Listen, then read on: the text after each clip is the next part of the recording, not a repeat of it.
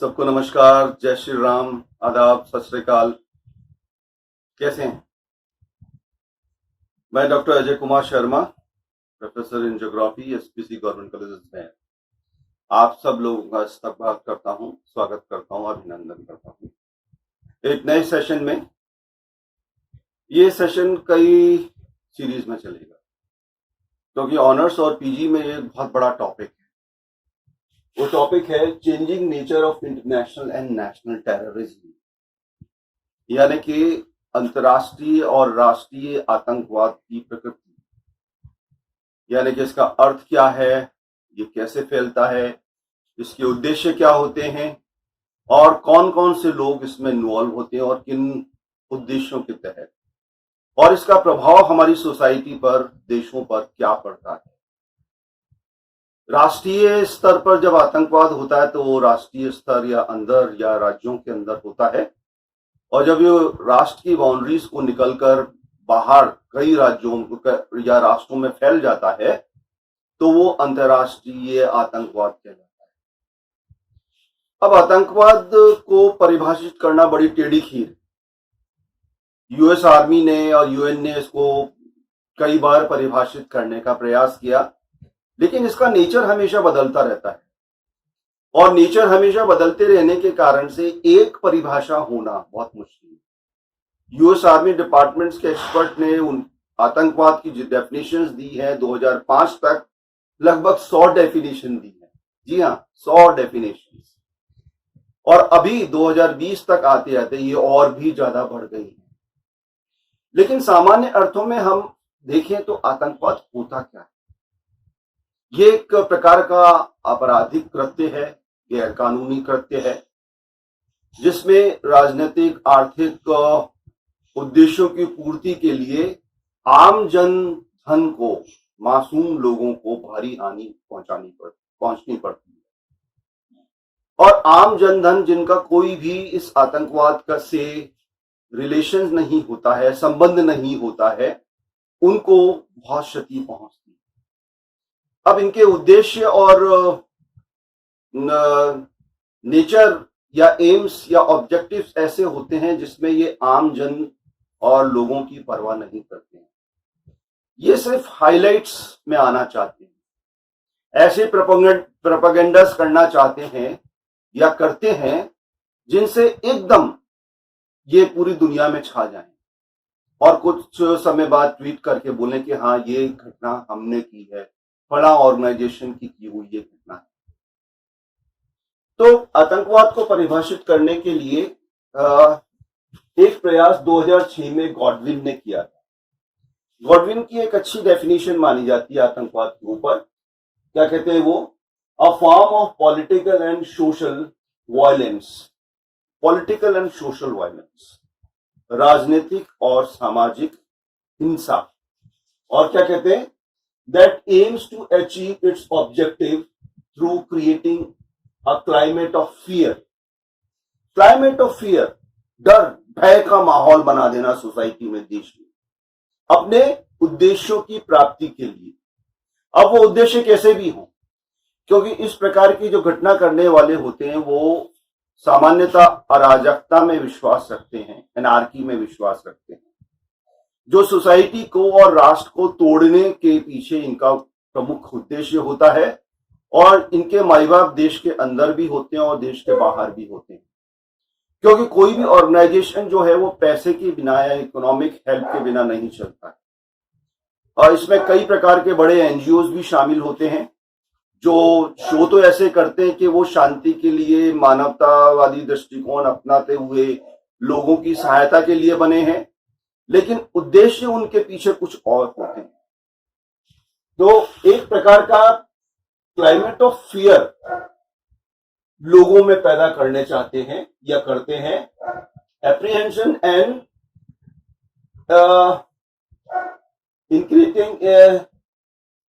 uncreatingly, apprehending and uncertainly,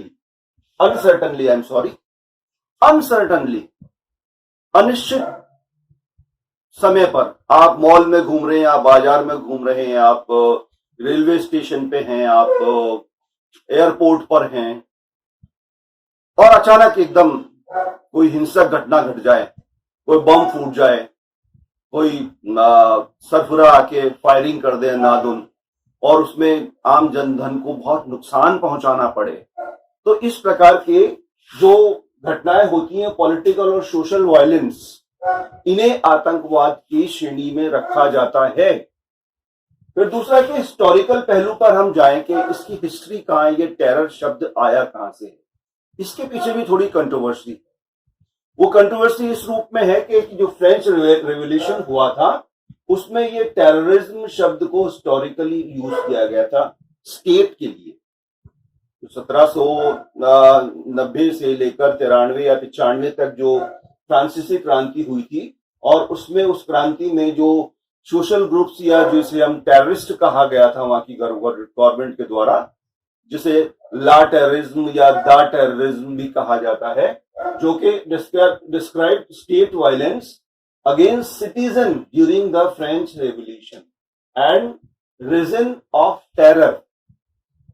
आतंक का शासन, रीजन ऑफ टेरर के पीछे एक बहुत बड़ी फिलॉसफी रही है, बहुत बड़ा उद्देश्य रहा है कि फ्रांस में इसको किस प्रकार से लोगों का मैसेकर किया गया, भारी संख्या में लोगों को मारा गया, और ये 1793 टू 94 चला under the leadership of Maximilian Robespierre. Maximilian Robespierre एक वहां के लीडर थे, रिवोल्यूशनरी लीडर थे। उनकी लीडरशिप में ये मूवमेंट चला था और इसने पूरे फ्रांस और यूरोप को हिलाकर रख दिया था। अब हम बात करते हैं कि टेररिस्ट जो होते हैं वो terrorist do surprise and indiscriminate attacks on civilians, symbols of power and political leaders। इनका उद्देश्य क्या होता है कि ये टेररिस्ट जो होते हैं अचानक सरप्राइज करते हैं, आश्चर्यजनक कोई घटना करते हैं कि सरप्राइज करते हुए इनडिस्क्रिमिनेट अटैक, जिसमें किसी प्रकार के किसी भी धर्म और समुदाय के लोग हो सकते हैं, हिंदू हो सकते हैं, मुस्लिम हो सकते हैं, सिख हो सकते हैं, ईसाई हो सकते हैं, किसी भी जाति या किसी धर्म के लोग होते हैं, तो उनके ऊपर अटैक करते हैं ये on civilians, symbols of power हासिल करने के लिए, पावर को शो करने के लिए, एंड पॉलिटिकल लीडरशिप्स, किसी प्रकार के राजनीतिक लीडरशिप लेने के लिए या उन राजनीतिक लीडरशिप्स को अपना मैसेज पहुंचाने के लिए, नेशन को या स्टेट को मैसेज पहुंचाने के लिए इस प्रकार की घटनाएं करते हैं। अब नेक्स्ट हो रहा है common form of terrorist action क्या होता है। ये टेररिस्ट एक्शन क्या होता है, कौन कौन से एक्शंस हैं जो टेररिस्ट करते हैं। तो उसमें आप देखिए मैंने यह लिखा है एसेसिनेशन, किसी की हत्या कर दी, बम लगाकर, मशीन गन से, AK-47 से, फिदाइन अटैक करके। हमारे देश में भी कई बड़े नेताओं का एसेसिनेशन किया गया, जिसमें मिसेस गांधी हैं, राजीव गांधी हैं। तो पंजाब के आतंकवादियों ने और लिट्टे आतंकवादियों ने अपने उद्देश्यों की पूर्ति के लिए मिसेस गांधी और राजीव गांधी का एसेसिनेशन किया था। ये हमारे देश की एक मिसाल है। बाहर के देशों में भी इस प्रकार की बहुत सी मिसाल देखने को मिलती है। फ्रेंच प्रेसिडेंट हैं या अमेरिकन प्रेसिडेंट हैं, स्पेशली कैनेडी का एग्जाम्पल दिया जाता है। 1863-4 में उनका एसेसिनेशन जो किया गया था, और कैनेडी उस समय यूएसए के सबसे फेमस प्रेसिडेंट्स में से थे, बहुत अट्रैक्टिव पर्सनैलिटी रखने वाले प्रेसिडेंट थे। तो यहाँ पर एसेसिनेशन एक बहुत बड़ा इनका टूल होता है। किसी बड़े लीडर को, किसी बड़े स्टार को, किसी पर्सनैलिटी को अचानक मार देना, वो एसेसिनेशन कहलाता है। फिर बॉम्बिंग, बम फेंक कर। अब बम फेंकने भी कई प्रकार हो गए हैं। आजकल तो मोबाइल बम भी बन गए हैं। आप दूर से बैठे हुए स्विच ऑन कीजिए और बम फट जाएंगे, और बहुत ही ज्यादा उसका विध्वंसक रूप होगा। आम जनधन की को बहुत भारी हानि उठानी पड़ेगी उससे। बम्बिंग एंड होस्टिंग, हॉस्टिंग मतलब उठा लेना, लोगों को अगवा कर लेना और उनको अपने पास में रखते हुए अपने उद्देश्यों की पूर्ति के लिए अपनी मांगे रखना, ये हॉस्टिंग के अंतर्गत आता है। और प्लेन हाईजैक कर लेना, हमारे देश में भी एक घटना हुई थी, कुछ घटनाएं हुई थी जो प्लेन हाईजैक से संबंधित थी, जिसमें पाकिस्तानी आतंकवादियों को या इस्लामिक आतंकवादियों को छोड़ने के लिए कहा गया। कंधार में हमारा प्लेन हाईजैक कर लिया गया था। तो उस समय के जो रक्षा मंत्री थे मिस्टर सिंह, वो और ऑल पार्टी मीटिंग में ये डिसीजन लिया गया इंडिया में कि वो 235 लोगों को बचाने के लिए 2-3 लोगों को छोड़ना कोई नुकसान का सौदा नहीं है। तो ऑल पार्टी मीटिंग में डिसीजन लिया गया कि उन हॉस्टेज को छुड़ाने के लिए 2-3 आतंकवादियों को छोड़ा जाए। तो ये प्लेन हाईजैक करते हैं और सुसाइडल किलिंग या सुसाइड किलिंग करते हैं। खुद अपने शरीर पर बम बांध लेते हैं और उस पर्सनैलिटी के पास जाकर उस बम को ऑन कर देते हैं और खुद उसके साथ मर जाते हैं सुसाइड करते हुए। राजीव गांधी जी के साथ यही हुआ। जब वो तमिलनाडु की यात्रा पे थे तो लिट्टे की जो एक आतंकवादी घटना हुई वहां पर, उस लेडी ने अपने शरीर के ऊपर बम बांध रखे थे। वो राजीव गांधी के पास जाना चाहती थी। एक बार सिक्योरिटी ने रोक दिया था, लेकिन राजीव गांधी के इशारे पर उसको पास आने दिया। अब यहाँ ये प्रश्न उठता है कि ऐसी पर्सनैलिटी सिक्योरिटी को अवॉइड क्यों करती है? जो सिक्योरिटी काम कर रही है उसको रोकती क्यों? तो उनको पास आई जैसे ही वो, तो उन्होंने अपने शरीर पर लगे हुए झुककर बम को उड़ा दिया और खुद और राजीव गांधी और आसपास के जो लोग थे उनको उन्होंने मार दिया या उनकी हत्या कर दी। ये सुसाइड किलिंग है। फिर इनडिस्क्रिमिनेट फायरिंग अटैक, अचानक कहीं से निकल के आना, किसी के ऊपर ट्रक चढ़ा देना और AK-47 लेकर बाजार में या मॉल में, सोसाइटी में, कहीं पर भी जाकर अंधाधुंध फायरिंग करना, जिससे मासूम लोगों को अधिक से अधिक नुकसान हो सके, किलिंग हो सके और भारी नुकसान होकर वो अपने उद्देश्यों को उस प्रकार वहां पर सरकार के सामने रख सके। एम्स क्या होते हैं? अर्थ और ऑब्जेक्टिव्स जानने के बाद में इनके एम्स क्या होते हैं कि ये drawing widespread attention and response to their issues and wearing down their opponents' moral resolve। मतलब ये है कि ये पूरे के पूरे सोसाइटी में एक मैसेज देना चाहते हैं और एकदम मीडिया का और लोगों का अटेंशन या आकर्षण चाहते हैं कि इस प्रकार की हमारी मांगे हैं और इस प्रकार की हमारी डिमांड्स हैं जिन्हें सरकार के या सिस्टम के द्वारा पूरा किया जाए, अन्यथा हम इस प्रकार की घटनाएं और ज्यादा करेंगे।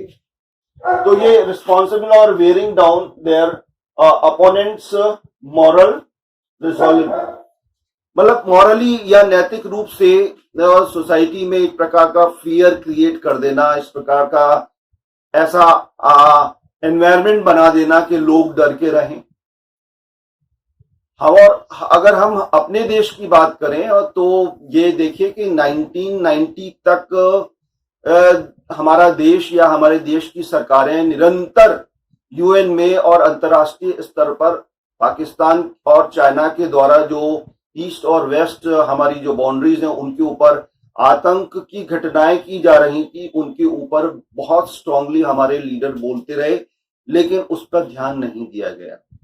लेकिन 1990 के बाद में अलकायदा बनने के बाद में और 2001 में जो पहली बार ट्रेड सेंटर USA पर अटैक हुआ, पेंटागन पर अटैक हुआ, मॉस्को में अटैक हुआ, चेचनिया में अटैक हुआ, फ्रांस में अटैक हुआ, लंदन में अटैक हुआ, न्यूजीलैंड में अटैक हुआ, ऑस्ट्रेलिया में अटैक हुआ, श्रीलंका में अटैक हुआ।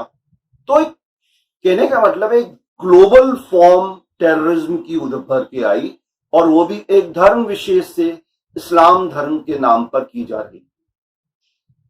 अब अपने उद्देश्यों की पूर्ति के लिए ये लोग एक धर्म विशेष का उपयोग करते हैं या दुरुपयोग करते हैं। मैं दुरुपयोग कहना ज्यादा बेहतर समझूंगा, क्योंकि इस्लाम में और कुरान में इस प्रकार की चीजों को, जो निहत्थे और बेकसूर महिला, बच्चे वगैरह उनको मारने की पाबंदी है, उनको मारने की इजाजत नहीं है किसी भी रूप में।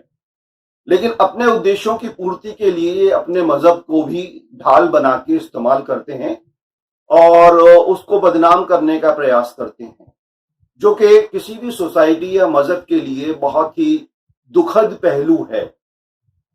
फिर 2001 में जो ये घटना हुई यूएसए में, उसके पश्चात में यूएसए और पश्चिम के देशों को ध्यान आया कि वास्तव में यार आतंकवाद तो बहुत बड़ी घटना है, ये तो एक बहुत बड़ा इवेंट है, बहुत खतरनाक इवेंट है।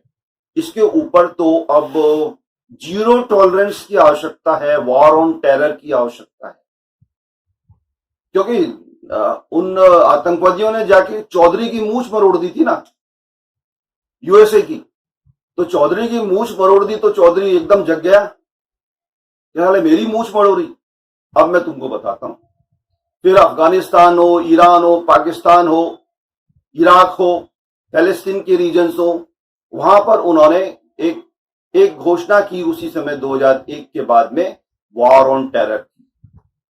ये टेरर एक युद्ध के रूप में पूरे विश्व स्तर पर जो इस्लामिक टेररिज्म का जो प्रकोप इन लोगों ने बना दिया है, ओसामा बिन लादेन और उसके साथियों ने, उसको खत्म करना है। फिर उसको खत्म भी किया गया। ओसामा बिन लादेन को पाकिस्तान में मारा गया, जो कि पाकिस्तान की सरकार ने और मिलिट्री ने उसको वहां छुपा के रखा था। तो पाकिस्तान का भी इसमें डबल स्टैंडर्ड रहा है।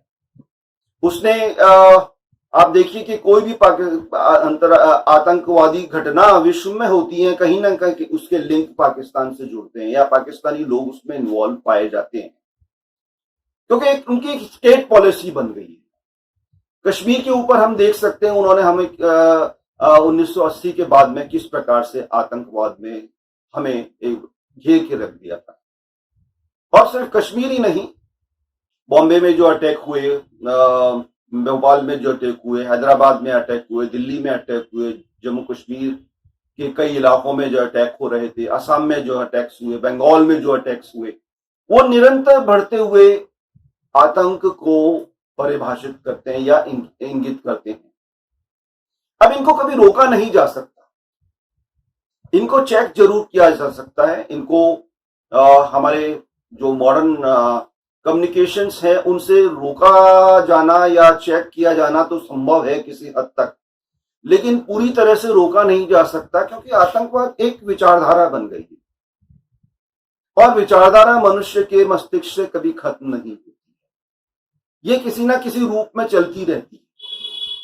और आतंकवादियों के कोई ऐसे सोशल या मॉरल उद्देश्य नहीं होते, उनके उद्देश्य तो सिर्फ अपने जो इश्यूज हैं उनको मनवाना है और अचानक सरप्राइज देते हुए, घटनाएं करते हुए अंतर्राष्ट्रीय या राष्ट्रीय मीडिया में छा जाना है और क्लेम करना है कि ये घटना हमने की और इस कारण से की और हमारी डिमांड्स ये हैं।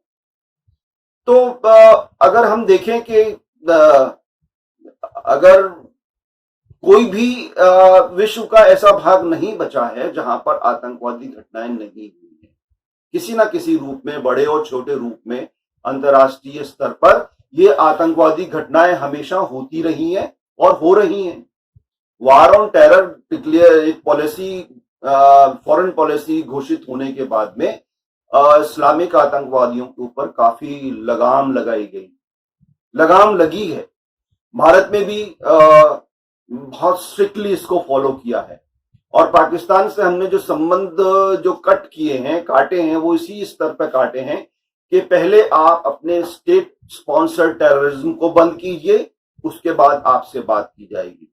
गोली और बोली एक साथ नहीं हो सकती कि आप इधर क्रिकेट खेलें और गजलें सुने और उधर हमारे इनोसेंट लोगों को मारें। ये दोनों चीजें एक साथ नहीं चल सकती, यानी कि दो नाव में एक व्यक्ति सवारी नहीं कर सकता।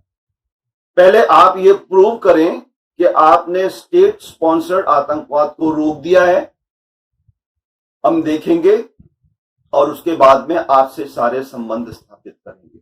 आप खुद सोचिए, आप सब अखबारों में पढ़ते रहते हैं कि millions billions billions dollars Pakistan के द्वारा आतंकवादी घटनाओं या आतंकवाद पर वेस्ट कर दिया गया है। मैं तो इसे वेस्ट कहूंगा, बेकार कर दिया गया है।